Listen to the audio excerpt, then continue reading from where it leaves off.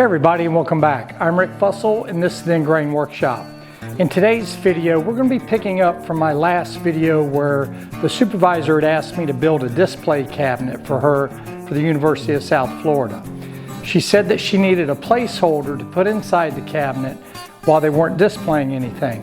So in today's video, we're going to be building a wooden USF flag to put inside that display cabinet. That's coming up next here at the Ingrain Workshop.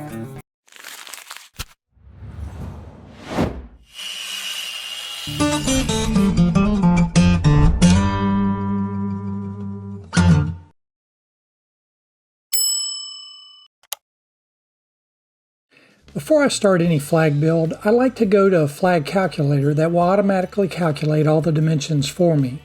All I have to do is enter one dimension and the calculator does the rest.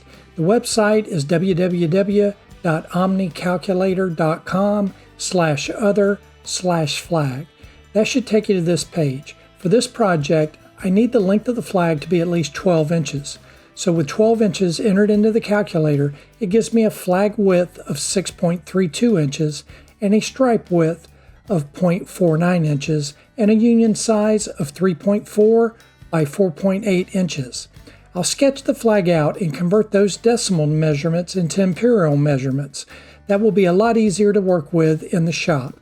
So my union will be 3 3/8 inches by 4 13/16 inches, and the overall flag will be 6 5/16 inches wide by 12 inches long, with each stripe being a 1/2 inch wide. With all our dimensions figured out, we can finally get started on building the USF flag. I'll start over at the miter saw and cut down some scrap 2x4s. I like to start by cleaning up one end, and then with my stop set at 13 inches, I'll cut a total of 8 pieces. Since I have enough scrap wood, this will give me enough material to make 2 flags.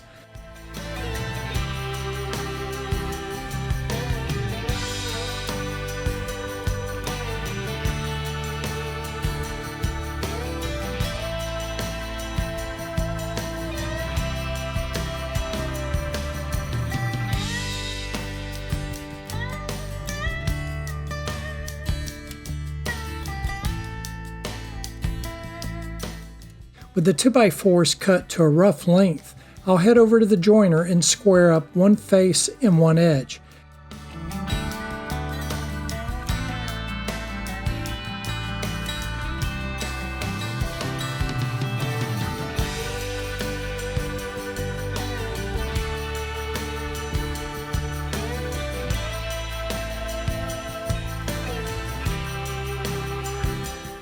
Then over at the planer, I'll clean up the opposite face.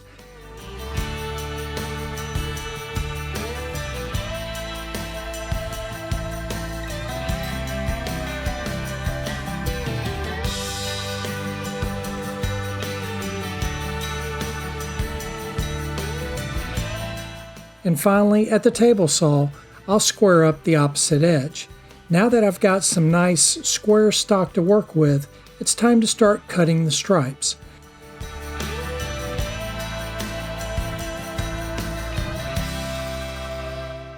I'll set my table saw fence to a 1/2 inch and start ripping the stripes.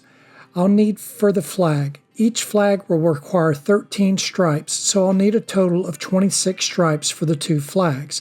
But rather than cut them exactly to the number I need, I'll go ahead and cut 30. That'll give me a few extra in case I run into a knot, a blemish, or manage to make one disappear somewhere along the way.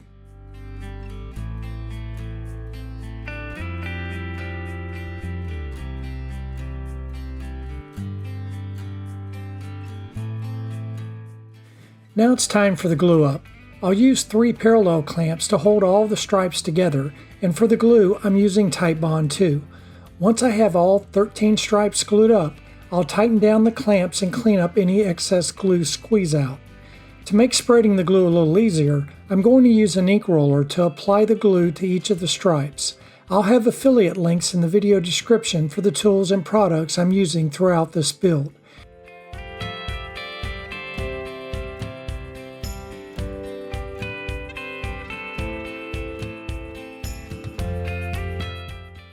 After letting the flags sit in the clamps for a good 24 hours, I'll bust them out and take them over to the belt sander.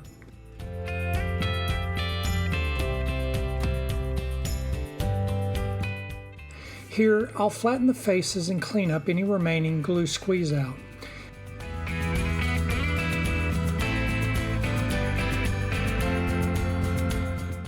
Next, over at the table saw, I'll use my Vever miter gauge to clean up one end of the flag. Then I'll flip it around and cut the other end to the final length of 12 inches.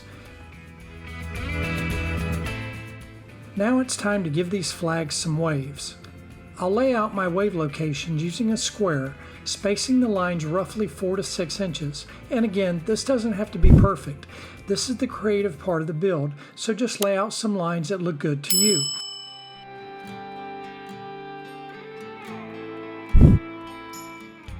For the next step, I'm moving the operation outdoors. Using my Bosch angle grinder with a knockoff cut-saw style shaping disc, I'll use the tip of the disc to follow each of my layout lines, cutting down to a depth of about 1/4 of an inch. Once I have that first cut established, then I'll use the face of the disc to remove the material down to that same depth. Then I'll repeat that process one more time. I'll use the tip of the disc to cut another 1/4 of an inch deep line, and then use the face of the disc to carve down to that depth.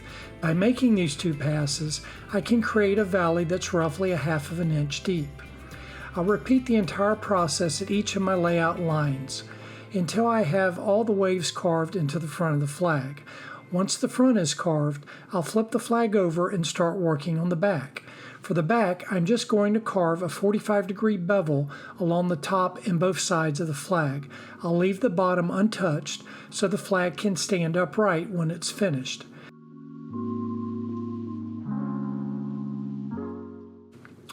With the carving on the back complete, I'll swap out the shaping disc for a sanding disc.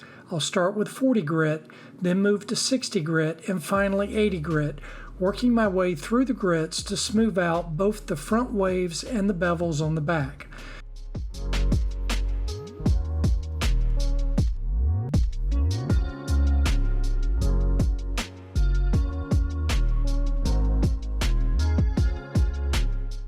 Once I've got the bulk of the sanding finished, I can move the operation back indoors to the workshop. I'll attach a foam sanding pad to my random orbital sander and start with 120 grit before moving up to 220 grit. I'll sand the entire front and back of each flag, getting everything nice and smooth and ready for the next step.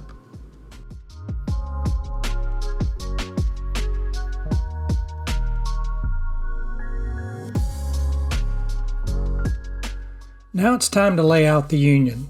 Based on the measurements we got from the flag calculator, I'll lay out the union using some painter's tape. With the union taped off, I'll grab a foam brush and start applying the green paint that represents the USF colors.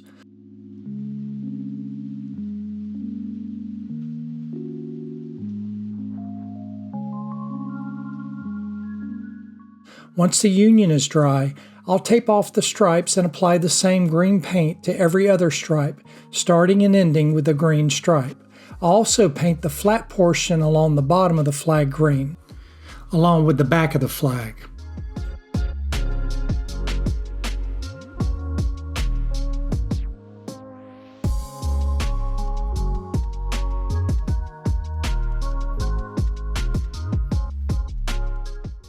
Once everything is good and dry, I can remove all the tape and see how we're looking.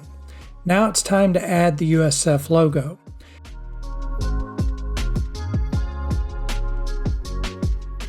I laser engraved the USF logo onto a piece of 1/8 inch MDF and then traced the logo onto a piece of paper. I really didn't need to do this step, but originally I was planning on making these as flat flags. I could have simply glued the laser cutout logo onto the union, but since I decided the waves were going to look better, I had to make an audible. I could have just printed the logo out on a regular piece of paper. The important thing is to have a template that you can use to trace the logo onto the union. With the logo traced onto the union, I'll use my Dremel to carve it out. I'll start with a 105 bit to carve the outline.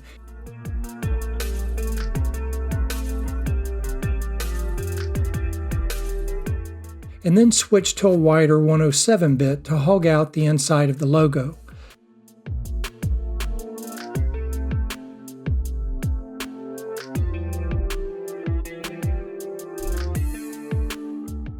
With the carving complete, I'll tape off the green stripes and get ready to apply the USF gold paint.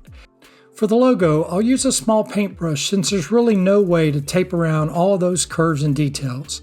For the stripes, I'll go back to using a foam brush. This is actually the same green and gold paint that I used on the USF display cabinet I built a couple weeks ago.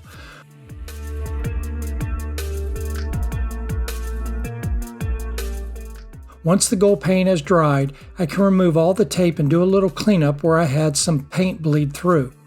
And with the painting finally done, there's just one thing left to do: protect all of our hard work. I'll apply 3 coats of gloss lacquer to each flag. I like to give each coat about 2 hours to dry before applying the next one. And after that final coat of lacquer dries, the USF flags are ready for their final reveal. After all the cutting, carving, sanding, and painting, we're finally at the finish line. I really like how these turned out. The carved waves give the flag some depth and really make the green and gold colors pop. And those little details in the USF logo are what really brings this project together. What started out as a pile of scrap 2x4s has turned into a couple of pretty cool USF flags. And of course, the supervisor has already claimed one, because apparently that's how these projects work. Well, I hope you enjoyed the video, and if you did, then please leave it a thumbs up. Don't forget to hit that share button. It really helps out the channel. If you're new to the channel and you like DIY and woodworking projects, then I highly recommend that you smash that subscribe button. It's free and painless, and I'd also ask that you ring that bell icon. That way you can be notified of all our upcoming videos. To all my existing subscribers, I really appreciate all the support that you give this channel. Now, I'll leave links in the video description below to any tools and equipment that I might have used on this build. And as always, thanks for spending some time with me in the workshop today. I'm Rick with the Ingrain Workshop. Have a wonderful day, and God bless.